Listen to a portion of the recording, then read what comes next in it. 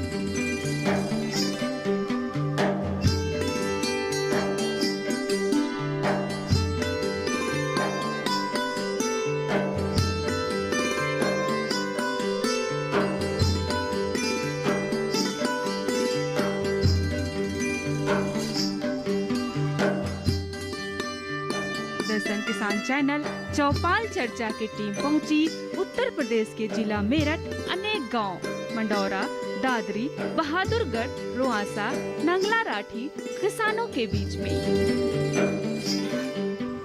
नमस्कार, आप देख रहे हैं दूरदर्शन किसान कार्यक्रम चौपाल चर्चा में आप सभी का स्वागत है। मैं हूं मोनालिसा। किसानों के हित के लिए सरकार कई योजनाएं लेकर आती है, लेकिन क्या है इन सरकारी योजनाओं की जमीनी हकीकत? क्या इनका लाभ किसानों को मिल पा रहा है? ये जानने के लिए आज हम आ पहुंचे हैं उत्तर प्रदेश के मेरठ जिले के मंडौरा गांव में। तो आइए चलते हैं गांव के चौपाल में।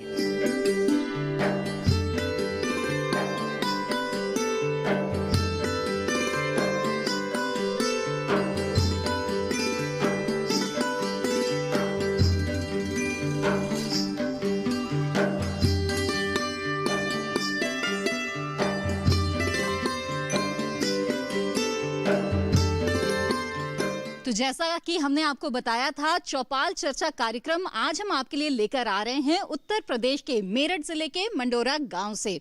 और यहाँ पर आप देख सकते हैं कि कितनी बड़ी चौपाल सज चुकी है। बहुत सारे किसान मौजूद हैं जिनसे हम बातचीत करेंगे सरकारी योजना के बारे में और जानेंगे उनके अनुभव। तो आइए बातचीत की शुरुआत करते हैं। आपसे मैं जानना चाहती हूँ कि पराली प्रबंधन पर केंद्र सरकार इस वक्त काफी जोर दे रही है। ऐसे में क्यों जो पराली है जलाना वो नुकसानदेह साबित हो रहा है और इसका उचित प्रबंधन जरूरी है? देखिए, पराली के साथ साथ ये है ना कि जो क्रॉप रेसिड्यू की बात आती है कि समग्र रूप से जैसे आपके गन्ने की पत्ती है, धान की पराली है, ये जितने भी आपके फसल अवशेष हैं इनको जलाना नहीं चाहिए। एक तो प्रदूषण करते हैं, दूसरे ये है कि बहुमूल्य निधि हम जला के राख के रूप में ख़त्म कर देते हैं। अगर इसको किसी तरह से डिकम्पोज कर दिया जाए ज़मीन में तो इससे नाइट्रोजन, फास्फोरस, पोटास और माइक्रोन्यूट्रिएंट्स भी मिल जाते हैं ज़मीन को। तो इसके लिए सरकार ने जो है बहुत बड़ा कार्यक्रम लगाया है, प्रमोशन एग्रीकल्चर इम्प्लीमेंट्स। तो इसके माध्यम से बहुत सब्सिडी दी गई, 80% तक सब्सिडी के माध्यम से किसानों को ये मशीनें उपलब्ध कराई गई। मशीनों में ये मल्चर विशेष रूप से जो किसानों में लोकप्रिय हो रहा है, क्योंकि ये गन्ने की पत्ती काटने के लिए भी बहुत अच्छी है और साथ साथ आपके धान की पराली काटने के लिए बहुत अच्छी है। छोटे छोटे पीस करके ज़मीन पर गिरा देती है, उसके बाद आप जो है टिलर या कल्टीवेटर चला के उसे मिला सकते हैं। तो मल्चर भी है दूसरे मिलाने के लिए कि हम भी प्लाऊ लाए हैं 2 बॉटम 3 बॉटम के। उससे क्या होता है कि रिवर्सिबल प्लाऊ है, वो सारे जो है कटे हुए पार्ट्स को धरती में मिला देता है। भाई इसमें दिक्कत ये है, किसान भाइयों को ये दिक्कत आती है, इनके ट्रैक्टर जो हैं 40-45 हार्स पावर के, इसमें सिंगल प्रेशर के पाइप होते हैं, तो उससे रिवर्स नहीं हो पाता, मिट्टी को जो है वो मिला नहीं पाता, एक तरफ गिरा देता है। तो ये सोचते हैं कि बड़ा ट्रैक्टर हमें चाहिए, लेकिन अब डीलर लोग, ट्रैक्टर डीलर या ट्रैक्टर कंपनियां व्यवस्था कर दी हैं 3000-2500 में वो पाइप लग जाते हैं इनके ट्रैक्टर में। तो उसको लगवा के रिवर्सिबल प्लाऊ का इस्तेमाल कर सकते हैं। जी विप्र जी, मैं आपसे जानना चाहूंगी कि पराली जो जलाते हैं उससे जो नुकसान हो रहा है उसे देखते हुए पराली प्रबंधन पर जो जोर दिया जा रहा है उस पर आपके क्या विचार हैं? आप लोग किस तरह से इस पराली से निपटारा पाते हैं? जो हमारी धान की पराली है, धान की पराली हमारे पूरे ज़िले में हमारे ही गांव में नहीं, हमारे पूरे जिले में जो है, हम अपनी पराली को, धान की पराली को पशुओं के चारे के रूप में हम तो यूज करते हैं। हम उस पराली को नहीं जलाते। हाँ, पत्ती गन्ने की हम जरूर जलाते थे। अब पिछली बार हमने गन्ना विभाग में जो है अपने जो हमारे गन्ना प्रमुख सचिव हैं संजय भूस रेड्डी जी, उनके सामने भी ये बात रखी थी मीटिंग में। मैंने कहा जी ये समस्या है, हर किसान जो है वो इतना बड़ा यंत्र नहीं ले सकता जैसे मल्चर चल जाए। मल्चर जो आया है तो इसकी कोई योजना, इसका कोई आप इंतजाम ऐसा करें जो किसानों को उससे राहत हो जाए। वो धन्यवाद है उनका, आयुक्त साहब का, उन्होंने वो इस बार मान ली। और मेरी कल जिला गन्ना अधिकारी जी से 3-4 दिन पहले बात हुई थी, वो अब आने वाले हैं सोसाइटियों में और वो हमें लोगों को, किसानों को रेंट पे मिला करेंगे। तो हम जो पत्ती गन्ने वाली जलाते थे, हम उसको भी नहीं जलाने, क्योंकि उसको जलाने से हमारा नुकसान होता है, ये हमको मालूम है पहले से। लेकिन हम पे कोई ऑप्शन नहीं था उसको इकट्ठा करके बाहर निकालना या उसको क्या करें, उसका वो प्रबंधन हमारे पास नहीं थे। और एक उसका प्रबंधन हम और दूसरे उस पर हम काम कर रहे हैं, उसको गलाने की एक प्रक्रिया किस तरीके से हम कर सकते हैं, इस पे भी हम जो। आइए सरकारी योजना के बारे में और ज्यादा जानकारी के लिए नजर डाल लेते हैं इस रिपोर्ट पर।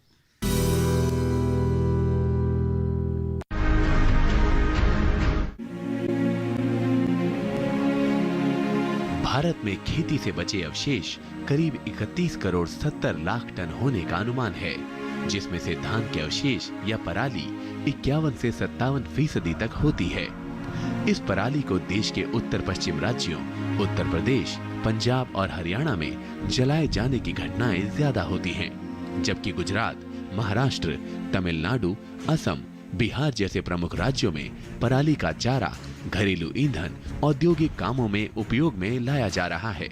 पराली जलाने की कुछ खास वजहें भी हैं। आज की खेती में मशीनों का इस्तेमाल बढ़ा है। इनमें से एक मशीन है कंबाइन हार्वेस्टर। इस मशीन ने खेती में कटाई के काम को बहुत आसान बनाया है और किसानों की कई तरह की समस्याओं को हल भी किया है। लेकिन इसका एक परिणाम पराली के रूप में भी सामने आया। ये मशीन फसल का साफ दाना तो किसानों की झोली में डालती है, पर साथ ही उसे पराली भी सौंप जाती है। किसान इस पराली को मुश्किल समझते हुए इसके निपटारे के सरल उपाय के तौर पर इसमें आग लगा देते हैं। ये भी देखने में आया है कि धान की कटाई और अगली फसल की गेहूं की बुआई में समय का अधिक अंतर नहीं होता, तो ऐसे में श्रमिकों की मांग अधिक होती है और कम श्रम उपलब्धता और अधिक मजदूरी को बचाने के लिए भी पराली को जला दिया जाता है।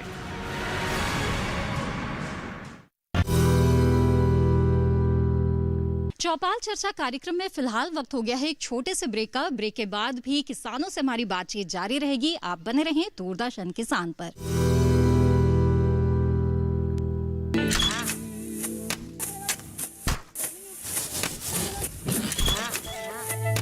भारत एक कृषि प्रधान देश है। भारतीय अर्थव्यवस्था में कृषि एक मुख्य स्तंभ की तरह है और हमारे किसान अन्नदाता। लेकिन कभी कभी प्रकृति के सख्त तेवर के कारण हमारे किसानों को उचित कृषि उत्पाद हासिल नहीं हो पाता। ऐसी स्थिति में उन्हें सुरक्षित रखने के लिए प्रधानमंत्री फसल बीमा योजना प्रदान की गई है। प्रधानमंत्री फसल बीमा योजना को किसानों तक पहुंचाना और उन्हें लाभान्वित करने का काम बैंक और राज्य स्तरीय बैंकर समितियां यानी SLBC की हैं। इनमें सार्वजनिक और निजी वाणिज्यिक बैंक के अलावा क्षेत्रीय, ग्रामीण, सहकारी बैंक के साथ साथ कई प्राथमिक कृषि सहकारी ऋण समितियों को भी शामिल किया गया है। इस योजना का लाभ उठाने के लिए किसानों का नामांकन जरूरी है। इस समय 540 बैंक की 1.5 लाख शाखा के द्वारा किसानों का नामांकन किया जा रहा है। प्रधानमंत्री फसल बीमा योजना एक कारगर उपाय है। ये हमारे लिए सुरक्षा कवच की तरह है। फसल अगर बर्बाद भी हुई तो भी हमें मुआवजा मिल जाता है। जमीनी स्तर पर की गई समीक्षा और अध्ययन के आधार पर कृषि मंत्रालय भारत सरकार की योजना प्रधानमंत्री फसल बीमा योजना में कई बदलाव किए गए हैं। इस बदलाव के कारण किसानों की समस्याओं का निदान कर उन्हें और सशक्त बनाया जा सकेगा। इसके अलावा SLBC और बैंकों के कार्यों और भूमिकाओं को और अधिक विस्तृत किया गया है। इसके अंतर्गत प्रधानमंत्री फसल बीमा योजना में किसानों का नामांकन अब उनकी इच्छा पर निर्भर है। वो नामांकन के लिए स्वतंत्र हैं। योजना के बेहतर कार्यान्वयन के लिए बैंकों के कार्यों में किसान अकाउंट के दावे का निपटान, ऋणी किसानों का प्रीमियम काटना और गैर ऋणी किसानों से प्रीमियम जमा करवाकर बीमा कंपनी को भेजना, राष्ट्रीय फसल बीमा पोर्टल पर किसानों के विवरण की अपलोडिंग, फसल हानि की समीक्षा को सुनिश्चित करना और किसानों की फसल हानि की सूचना बीमा कंपनी तक पहुंचाने का काम भी बैंकों के द्वारा ही किया जाएगा। इसी प्रकार योजना को क्रियान्वित करने वाले बैंक योजना से संबंधित विशेष जागरूकता अभियान को समय समय पर ऋणी और गैर ऋणी किसानों के लिए आयोजित करेंगे। ऋणी किसानों को योजना में भाग लेने के लिए उन्हें कॉल या SMS के द्वारा भी संपर्क और सूचित किया जाएगा। नामांकन की सुविधा के लिए जन धन खाता या बचत खाते का होना जरूरी है। गैर ऋणी किसानों का बैंक में खाता मौजूद नहीं है तो पहले उनका बचत खाता खोलकर सभी सुविधाएं दी जाएंगी। बैंक की शाखाओं को घोषणा पत्र की हार्ड और सॉफ्ट कॉपी को भविष्य में पत्राचार के लिए संभाल कर रखना होगा और उसकी एक कॉपी या एक्नॉलेजमेंट किसान के हवाले किया जाएगा। नामांकन के लिए कट ऑफ डेट से 2 दिन पहले तक बीमा के लिए फसल का नाम बदलने का प्रावधान होगा। बैंक की शाखाएं नेशनल क्रॉप इंश्योरेंस पोर्टल पर सभी विवरण भी दर्ज करेंगी। सभी किसानों और विशेष ऋणी किसानों के आधार नंबर को जांचकर बैंक द्वारा अपडेट किया जाएगा। राज्य और जिला अधिकारी संबंधित एजेंसी और बीमा कंपनी के समक्ष किसानों को शिकायतों की सुविधा प्रदान करने का काम भी बैंकों के द्वारा किया जाएगा। SLBC बैंकों के लिए स्थापित एक शीर्ष संस्था है। यह संस्था राज्य सरकार और भारत सरकार के साथ समन्वय स्थापित कर सदस्य बैंकों के द्वारा प्रधानमंत्री फसल बीमा योजना को क्रियान्वित कर भारत के किसानों को सशक्त करने का काम कर रही है और उसका सीधा लाभ हमारे देश के किसानों तक पहुंचाया जा रहा है। सशक्त किसान, देश की शान।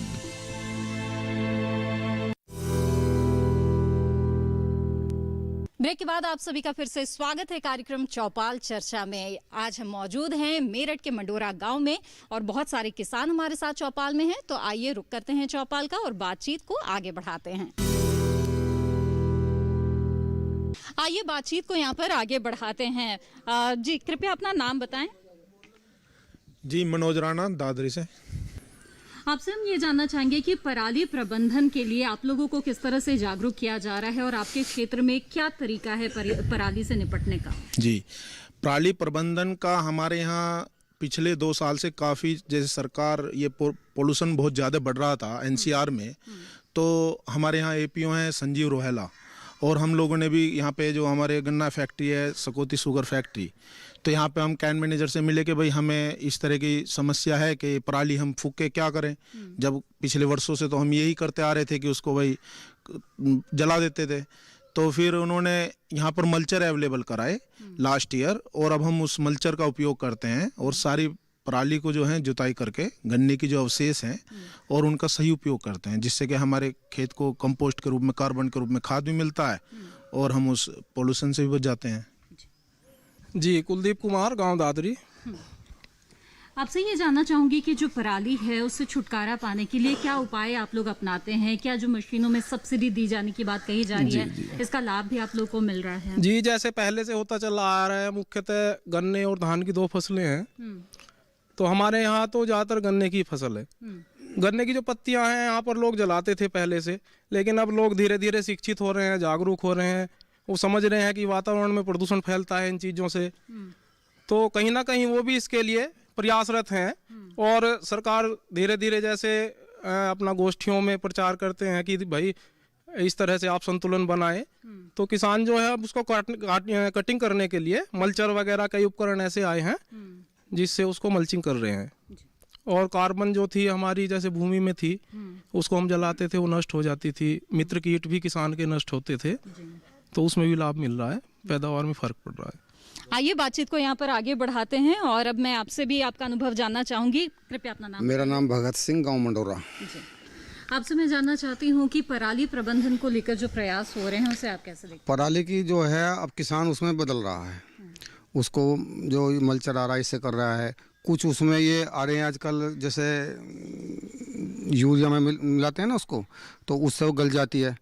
हैरो से जोत दो चाहे उसको, बायो वाला उसका बायो बन जाता है, तो वो किसान के उपज में बढ़िया रहता है। उससे हमारे मित्र कीट भी नहीं नष्ट होते हैं।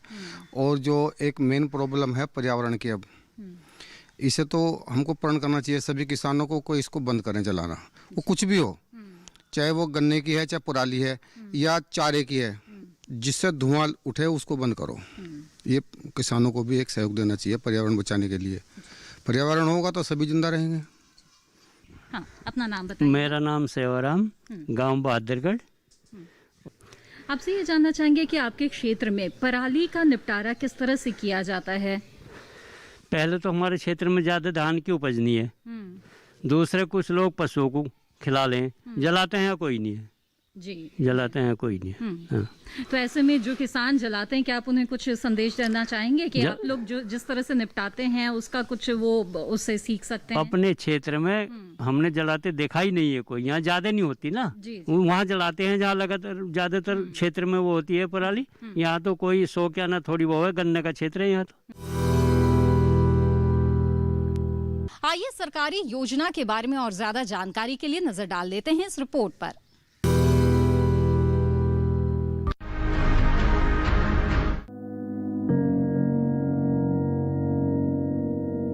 पराली को जलाने से मनुष्य और मवेशी, मानव और मिट्टी सभी पर खराब असर पड़ रहा है। कई अध्ययनों से ये बात सामने आई है कि इससे कई तरह के जीवों के जीवन को नुकसान पहुंच रहा है। इनमें ऐसे जीव भी हैं जो खेती के लिए लाभकारी होते हैं। पराली जलाने से ग्रीन हाउस गैसें निकलती हैं। ये गैसें धरती का तापमान बढ़ाती हैं, जिसके प्रभाव से आने वाले समय में खेती ही नहीं, मनुष्य का जीवन भी बदल सकता है। पराली जलाने से मिट्टी की सेहत पर बुरा असर पड़ता है। जहां पराली जलाई जाती है वहां की मिट्टी काली पड़ जाती है और उसमें मौजूद पोषक तत्वों पर अधिक तापमान का खासा असर देखा गया है। इसका असर ये हो सकता है कि अगली फसल के लिए जरूरी पोषक तत्व मिट्टी में नहीं होंगे, जिससे कुल उत्पादकता में कमी आ सकती है। देश का वैज्ञानिक समुदाय भी इस समस्या का हल निकालने में जुटा है। पराली जलाने की घटनाओं के बारे में पता लगाने के लिए सैटेलाइट की मदद ली जा रही है और किसानों को पराली से खाद बनाने, गत्ता और दूसरी चीजें बनाने और बिजली बनाने के लिए इसके उपयोग की सलाह भी दी जा रही है। गेहूं की बिजाई की नई तकनीक जीरो टिलेज हैप्पी सीडर पर भी जोर दिया जा रहा है।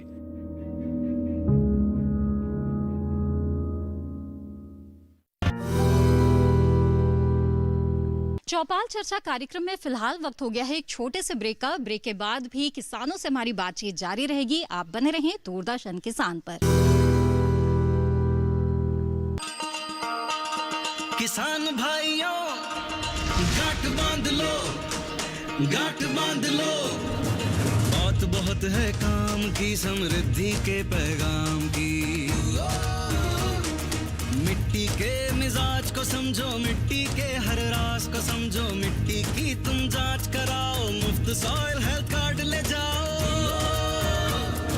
कभी मुनासिब बीज लगाओ, सही किस्म की खाद ले आओ, जितनी जरूरी उतनी डालो, सही मात्रा खुद पहचानो, इसको अपना मंत्र बना लो, मिट्टी की सेहत को जानो। बात बहुत है काम की, कम लागत अधिक वरदान की। किसान भाइयों गांठ बांध लो, आज ही मिट्टी की जांच कराएं। राज्य सरकार के कृषि अधिकारी से संपर्क करें और मुफ्त में सॉइल हेल्थ कार्ड पाएं। कृषि और किसान कल्याण मंत्रालय द्वारा किसान हित में जारी।